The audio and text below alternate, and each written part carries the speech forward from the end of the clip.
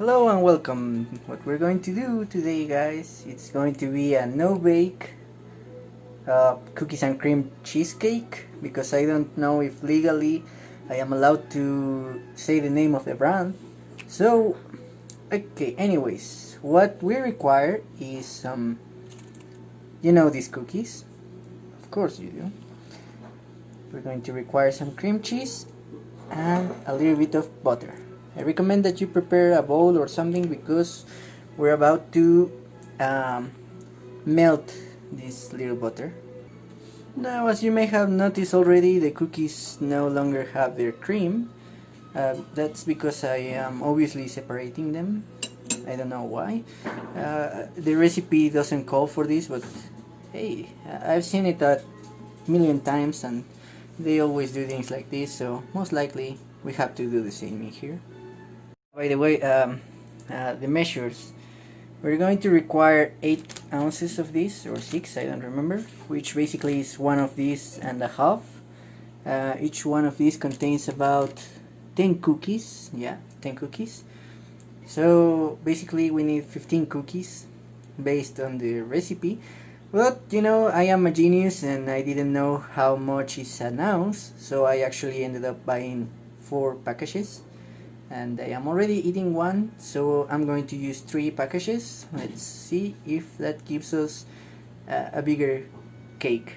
Now, as soon as you have your cookies, what you want to do is you want to actually put this into a food processor in order to turn them into dust. Or if you don't have a food processor, you can always use a blender. Or if you're more the traditional type, just like me, you can put them inside a clean plastic bag and crush them all together. And remember, if it's not crushing, it's because you're not using your abuela's rolling pin. Something very curious that I just read is the fact that you have to crush the Oreos along with the cheese, along with the creamy filling that they have.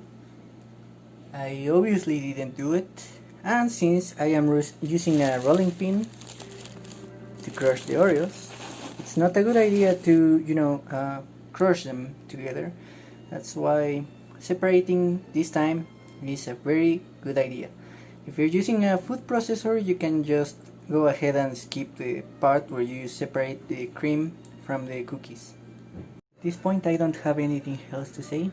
I just wanted you to hear the music. Yes, perfect. Anyways, let's continue. You have crushed your Oreos. What you want is to take a good chunk of your unsalted butter, and basically we're going to microwave it. Or if you prefer, just melt it any way you can. Unlike me, you're actually using the right measurements that the recipe calls for. You only want 4 of these tablespoons. However, I am doing twice the amount that the recipe calls for. So let's see, I need, I think, around 8 tablespoons. Remember not to microwave your spoon. This one goes apart and you let the microwave and the little bowl do their trick. I would definitely like to take this opportunity to tell you that the Oreos must be totally crushed. Do not make the same mistake as I am doing right now of leaving big chunks. Not the biggest chunks, but then again, those are chunks at the end of the day. So just a moment and we'll start mixing it. Remember, 4 tablespoons if you're doing the normal recipe. Now this part is a little bit curious. It's supposed to become some sort of like a ball. I mean, the Oreos are supposed to somehow absorb the butter, yet some parts have not absorbed it yet. I would really like to know. Strange. Maybe if I add some more butter? I mean, the tablespoons that I was adding were not that big. Huh. Stirring this a little bit, and I think this is how it's supposed to look. You see that big chunk of, well, yeah, Oreo and butter. Okay, so I'll add a little bit more and then I'll keep mixing. Now it's starting to look like we want it to look. Now we're going to make a little experiment in here. I'm going to add half of the cream in there, and the other half I'm gonna mix it with the cream cheese. Hopefully it's going to be a good idea. If I regret this choice while recording, I will make sure to let you know. Now you're supposed to roll this over on the, well, on the thing that you're going to use to make the cheesecake, because, well, this is basically the base. The cookies are for the base. And, well, I just noticed something. The cream cheese that I am supposed to use it's supposed to be 2 blocks of 8 ounces each. Mine are about 6 ounces, I don't know. It's supposed to be almost half a kilo of cream cheese, and I'm using around 390 grams, something like that. So yeah, let's see what happens. Now you're supposed to soften this, obviously, before using it. Now, as you can notice, I didn't clean it. Why? Because, well, basically we're doing the cheesecake Oreo, so I doubt it's going to give it a bad flavor, hopefully. But do always remember to clean the things that you're going to use if you're going to use them twice in the same recipe, except this time. And I would also like to recommend you that you use the remaining amount of butter to make garlic butter. It's actually pretty easy to do. You just need to fry some garlic and put it inside some melted butter, and, well, yeah, that's it. Or if you want to use the garlic raw, well, then there's no problem. You can definitely do it. And then you know, when you fry something with it, the garlic is gonna toast and it's gonna give it a better flavor. So yeah, let's keep on doing this. Remember to soften your cheese before using any kind of mixer, because otherwise you're gonna make a big mess.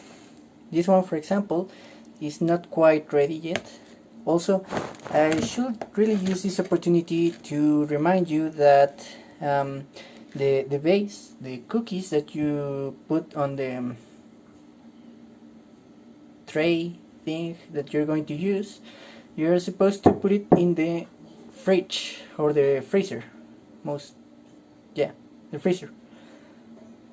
This is while you prepare this. Don't go around forgetting that thing inside the freezer, okay? So now that we have made the cream cheese a little bit softer, it's time to add the cream, the cookie cream. Oh my god. I'm going to pause this. I am still mixing this, so don't worry. Then the next part is that I am going to add 2/3 of a cup of granulated sugar. Next up is we're going to use half a tablespoon of salt. So there it goes. Yeah. And we're gonna keep mixing this. Again, another editor comment, which is not added in the edition but rather in the recording. My recommendation again is for you to just throw one block of cheese at a time, because damn, this is kind of hard. If, like me, you have not moved at all during this quarantine, then let me tell you, this is the perfect exercise. And also my recommendation is that you actually do it by hand, because I use this little thing and yeah, not the best results. Just keep doing it by hand, it's easier. It eventually stops being so hard and my hand hurts, but keep doing it. Now, I'm not trying to kill any time here, but it's actually a good idea to take your time with this, because the base has to solidify enough for you to be able to put this mixture in without moving, and as you can see, it's not that easy. So you have to put this there without actually ruining the vase. So do enjoy your time with this thing. Let the vase freeze enough. I'm going to add a little bit more of cream and cookie because my finger had a little taste of this, and it's actually very good. So hey, this is not how the recipe goes, but this is how my recipe goes, which I'm improvising at the moment. So let's see how good it goes. So let me tell you, the smell of this is so amazing, and it does look like ice cream actually. So anyways, I think we're quite ready here, and hopefully the vase is ready because we have to assemble it. If you want to verify if the vase is ready or not, you just need to do this. If it doesn't go down, that means it froze well enough. Now, my friend, let the good times flow through your mind as you push the cream cheese mixture into every side. Remember those times when you were a little kid and that guy with his ice cream stand will walk around the park, and obviously because you were a kid you would happily go and say, "Hey mama, cómprame un helado." Let those times flow through your mind, my friend. Let the happy memories of life go around as you keep on mixing this. It feels good in it. That's right. However, the base is starting to stick to the cream cheese. I was fearing this. I was actually expecting this as well, because the mixture is actually quite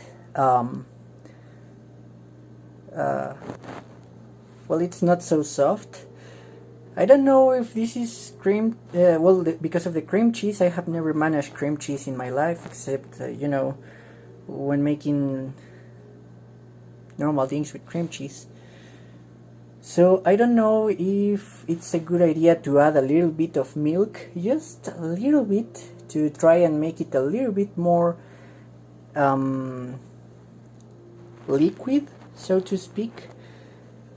But anyways, let's see what happens here. Now this is not much of a cheesecake. It's actually very small. It's actually going to be like bite-sized pieces, I guess. I mean, you could just cut it into many pieces if you make it this small. I mean, well, technically, yeah, if you're gonna make it this short. If you're gonna be a little bit smarter and you're gonna use a smaller recipient, I guess, then you're definitely gonna end up with a real cheesecake. If you watch it this far, I just have to tell you two things. The first one, I hope you enjoy this. Thank you so much for your time. And the second one, make sure to clean the kitchen, or your abuela is going to spank you with her chancla. So anyways, again, this is not going to go into the freezer. Oh no, it's the first time I say this. Yeah, this is not going to go into the freezer. This is actually going to go into the fridge. Remember, it's crystal. You don't want to put crystal into the freezer for too long. But anyways, there we go. Oh, one last thing. I guess I will be uploading the video of the result in about, well, this should take like 20 minutes to upload, so I guess in an hour or so, I don't know. The thing is that I will upload the result so that you can see.